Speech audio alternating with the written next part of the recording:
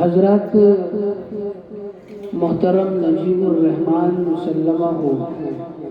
آپ کے سامنے بہترین لب و لہجے میں نعتیہ کلام پیش فرما رہے تھے۔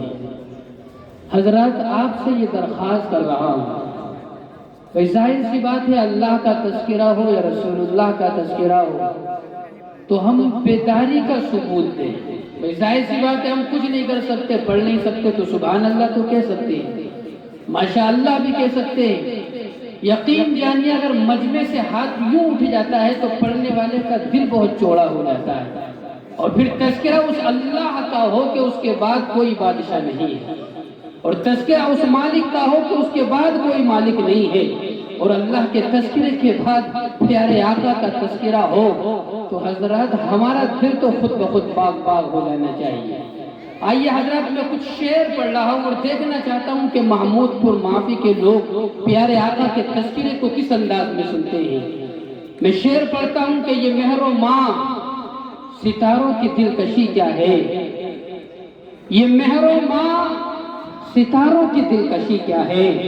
نبی کے حسن کے آگے یہ چاندنی کیا ہے، یہ مہر و ماں ستاروں کی دلکشی کیا ہے، نبی کے حسن کے آگے یہ چاندنی کیا ہے، اور نبی کی نعت نے لفظوں کو کر دیا گوہر،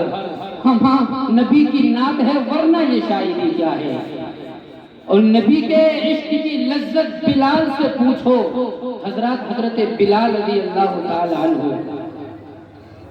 بڑی موٹی چھبڑی ہے، موٹے موٹے ہونٹ ہیں، معاشرے کے اندر کوئی وقعت نہیں ہے، مگر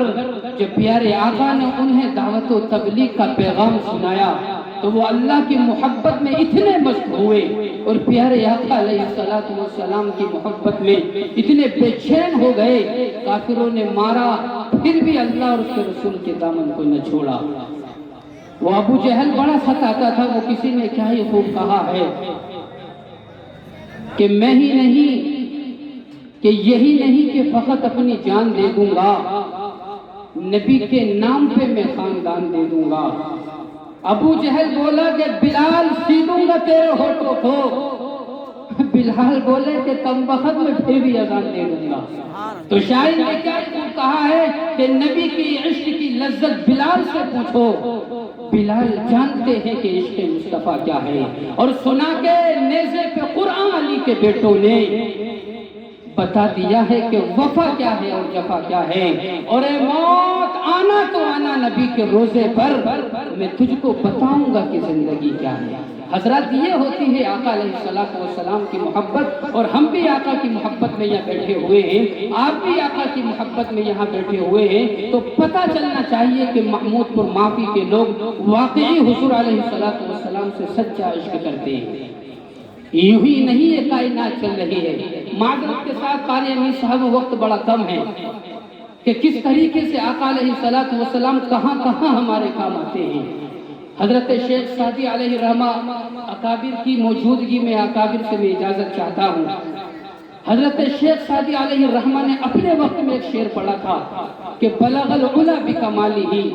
کشف الدجی بجمالہ، حسنت جمیع خصالہ۔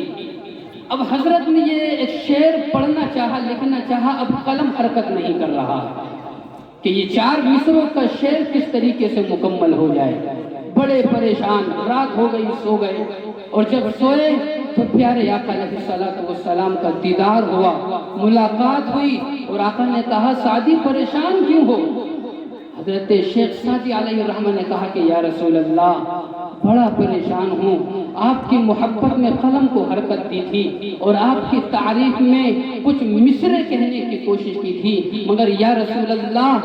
میرا قلم حرکت ہی نہیں کر رہا ہے اور شعر پورا نہیں ہو پا رہا ہے۔ آپ لوگوں کی توجہ چاہتا ہوں، اور اہل اسٹیج اکابر کی موجودگی میں ان کی بھی توجہ چاہتا ہوں۔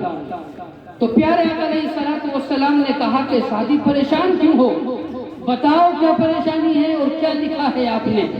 تو حضرت شیخ سعدی علیہ الرحمہ نے کہا کہ یا رسول اللہ، یہ لکھا ہے کہ بلغ العلا بکمالہ، کشف الدجی بجمالہ، حسنت جمیع خصالہ، اور اب نہیں لکھا جاتا۔ تو پیارے آقا نے کہا سعدی پریشان کیوں ہوتا ہے، کہتا کیوں نہیں ہے صلو علیہ وآلہ۔ سبحان اللہ۔